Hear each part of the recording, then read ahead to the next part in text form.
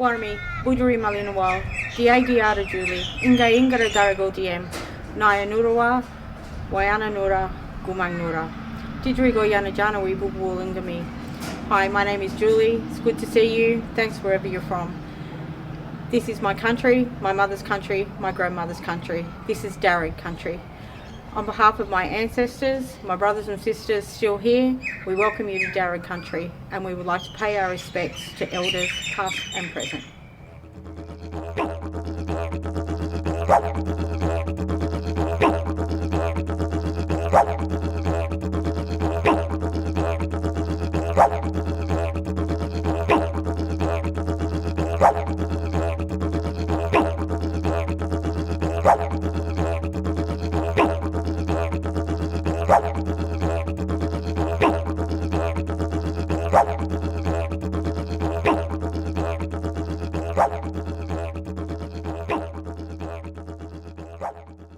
Oh, 8 years ago, I was at Chugi walking around, and I met Jan and another lady, and Jan stopped to talk to me, asked me why there wasn't any Aboriginal kids in preschool, because there was a sign and everybody thought it meant something else and had the Aboriginal colours. So no one was going into the preschool. Then later on they all caught on it. It was a preschool and the kids can go there. They was asked they can go there. And over the years, because there wasn't hardly any, and then over the years, the children just kept coming and coming. And then my job was, Jan asked me would I like to go with her and see the families, because I knew lots and lots of families that had children that were staying home and not getting their schooling. Yeah, so as the weeks and months went past, we just got the mothers and fathers to sign papers and have their children ready so we can just get them taken to preschool. And now it's just growing really big. And we have a lot of children that have difficult in preschool and trying to get them ready to go into kindergarten, which is very hard because some of them don't understand the way and don't know how to spell or say their maths, count, which is very hard. Yeah, I can relate to that, yeah, because I never had my schooling. And I learned how to count and read, which was so good, and I can understand why the kids love going to preschool and now they can read and count, and, they go home to do work, draw and show their family what they've done at preschool. And the parents are so proud of their children because they can understand, but it's sad that some of the parents can't understand why they're happy though, because they can't. A lot of parents have missed out on the school too, see, because they're all young. Started a family very young. So that was my job over the years, to ask the parents, can the children go to school? But the biggest problem was that when they went to preschool, the parents were very frightened that they would not return back home because of the stolen generation. And they think that the welfare was going to take their children and they wouldn't see them if they went to preschool. So I took a lot of trust for the parents that put into the school teachers, the preschool teachers. Yeah, and because trust is so important, and understanding what the Aboriginal kids need. Yeah.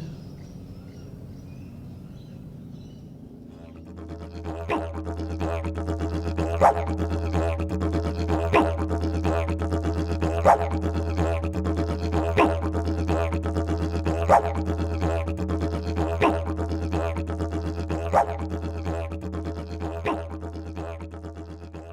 if it's not an inviting place, if there's no, visuals or indication that their cultural needs are going to be met at that school, our parents will probably keep on walking. I think the more we show that their cultural needs can be met there and that the culture itself is going to be respected and valued, I think that's the way to attract our parents to bring their children into centres. Our young children are not engaged in preschool. They're not getting ready for school. They're not learning the different language that's been learnt at preschool in preparing them for kindergarten and upwards. You see, it's a different language than used at home with Aboriginal people. Also, if parents aren't able to pick up on kids' eye health and ear health and language health, at preschool the teachers can pick up on that sort of stuff and make it known to the parents to get things done for their kids to prepare them for school. It doesn't allow Aboriginal children to be able to, I guess, be free spirits, and also the education that they give is not from a cultural perspective. But there are early childhood centres that do promote Aboriginal education and culture. So it's just, I guess, finding those centres to be able to have those in your area, which I think from a perspective where Ngru's been working towards has been really important to come into early childhood, because I think early childhood and then moving through to the primary is making them strong culturally right from the beginning. Even in situations where when you first attend centres, they tend to look at Aboriginal educators as their time-out people. So it's a matter of just saying, no, you need to come and listen to this, because when we're not here, this needs to be a continued part of your teaching and a continued part of your learning. Once they kind of find out what it's all about, it's much easier to engage them, and then you will find that they're more willing to partake in that sort of stuff. I think that's one of the most important things that we as teachers need to do, is to actually reflect on our own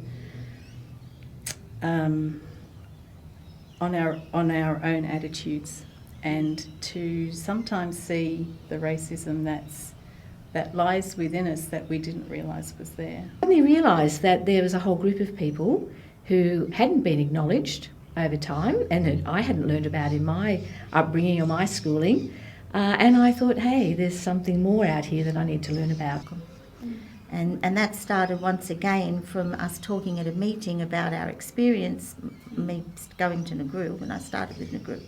And our Aboriginal, we had an Aboriginal trainee, a woman, Juanita, and she very much was the person who changed our service. At one of our staff meetings, the young cook, who was a trainee, opened up, and he said to us, well, actually, I have a didgeridoo at home that I would like to lend to the service. It was given to me by my best friend, who's an Aboriginal man. And so two trainees, two people right at the beginning of their careers were the ones that changed the face of our service, and certainly made it feel welcoming. Well, my association with Ngru had like a 2-year lead up. I had a little boy, an Aboriginal boy in my class, and I just felt that I wasn't reaching him. So there was an Aboriginal man who was volunteering at our school and did our welcomes to country and all sorts of other things. And I spoke to him and I said, I have this little boy.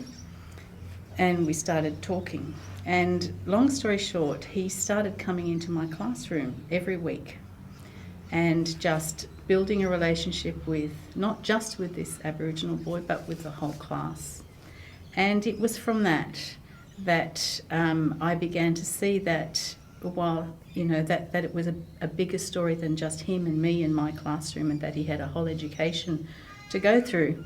So coincidentally, a pamphlet came from Ngru to the school, and I rang the number on it, and you answered at the other end, Jan. And as it happened, that other person that I'd been working with, the Aboriginal man who came into my classroom, had also contacted you. So between the two of us, that was really where it started.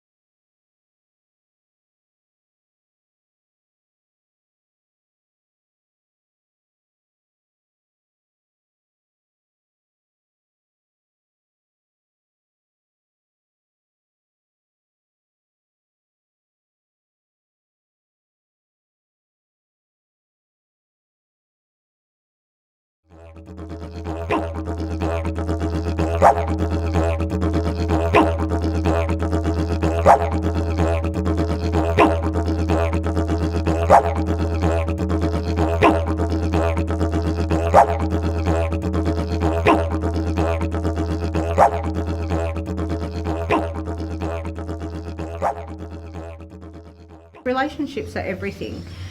In regards to cultural audits, we've been into centres where there's been absolutely no indication of Aboriginal culture or history or any recognition of that. And teachers are quite offended in the beginning when you point out those things, that, you know, there's nothing culturally inviting here, and their response is quite often, oh, we think our classroom is very inviting. And yes, it is to people that are non-Aboriginal. It's a very inviting place. So Aboriginal children need to be able to walk into a place and feel comfortable and feel accepted, and also to recognise, oh yeah, that's my flag, or oh look, yeah, that's that painting. They need to be able to dispense with the shame that is, you know, a part of our children even at that age, and be able to develop confidence and pride in who they are. And I think the cultural audit enables that. I would like to see for my children to be able to send them off to school with a smiley face, knowing that they're going to be understood, because every child's an individual. You know, particular schools, there might not be a father that's present in the family unit, but there might be a grandfather. But what I've found with Lex, even coming into my school, the children are absolutely just excited about having a male presence, and it builds the young boys up. And then we've also found that then the grandparents are coming in because they feel strong about coming in as well. It helped me to really listen to my heart and to say, what is it that's important? I've always felt a connection with nature, and so learning about the importance of mother and the country to Aboriginal people rang true for me, and it made me think, what am I doing in the way that I do my work that actually acknowledges the importance of Aboriginal culture and the importance of looking after country? And I started to think about, how do we actually acknowledge and take that learning on board to influence the people that we work with, and to make sure that things change for Aboriginal children. Recently I've been having a look at the Australian Literacy and Numeracy Foundation ratings of how children are learning in this country, and it's been, to, I guess, my disappointment to see that within that particular framework, Aboriginal children are 3 times more likely not to meet a minimum standard in reading and writing. We had the Aboriginal flag in the rooms, we had some dot painting in the rooms. I had up an Australian map, I think, of the languages, a very small map, and that was it. But I thought we had ticked the box for accreditation, for assessment and rating. Yes, we were doing well, but Our early years learning framework talks about the principle of being, belonging, being and becoming. And belonging, every child and family belonging in my service is very important to me. And so that day I realised that I was doing it they certainly would not have felt that they belonged in my service. And I think that the benefit to us from the Reconciliation Action Plan was the depth of the conversation that we had with the parents of the Aboriginal children in our school about what they wanted for their children and what they wanted our school to be, what they wanted it to look like. And I think it's actually not possible to undertake meaningful action unless you have that input and unless you have that understanding.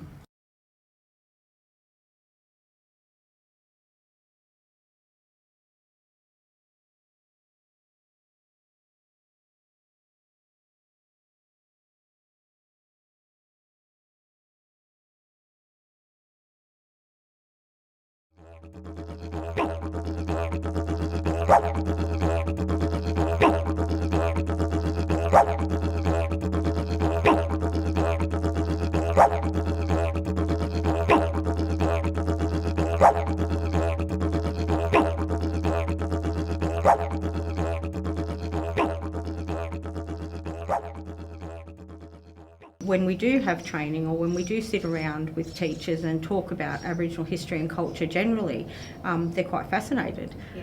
So it's finding a way to talk to the people upstairs, I guess, about allowing us that opportunity to work with those people and to work with other staff to make sure that that education is put in place.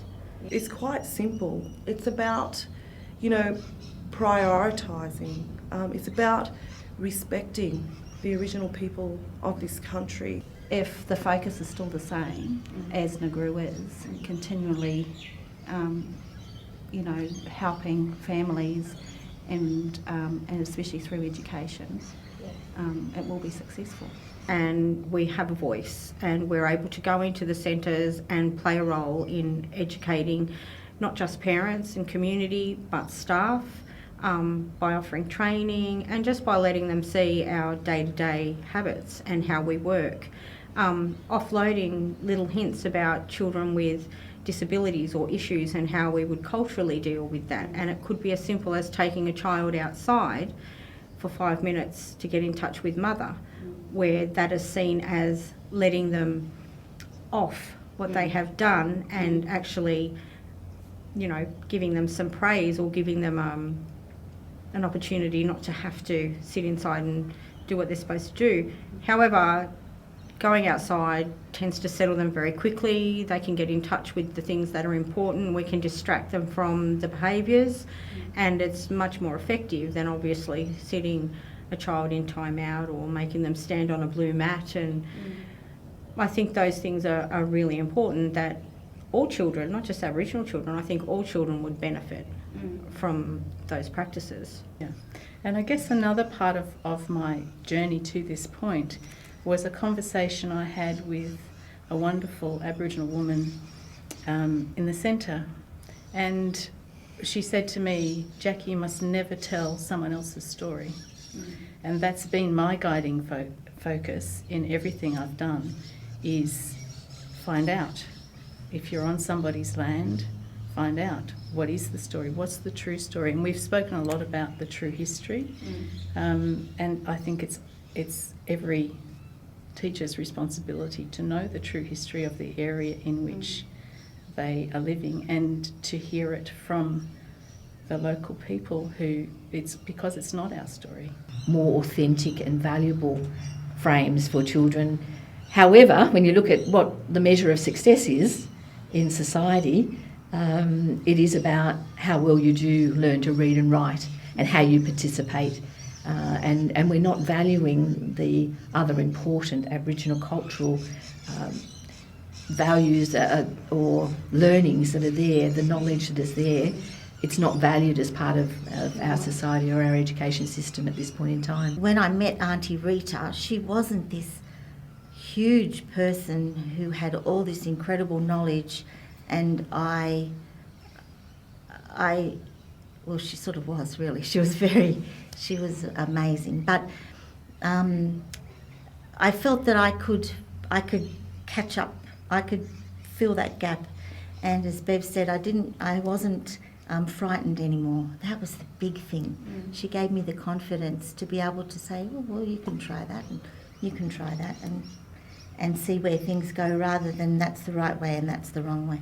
And I think as teachers we were often taught that that's what you should do, that's not what you should do. Why are you doing that? And it better be right.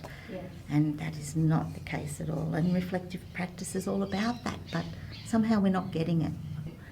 It's actually about not knowing, not understanding. So the more we know, the better we can understand, the better we can learn to live on our country. And, you know, I was thinking about, as I was listening to the other people talking, what's good for Aboriginal children is not just good for them, it's good for all of us. So if we don't engage with that, it's a loss for everybody.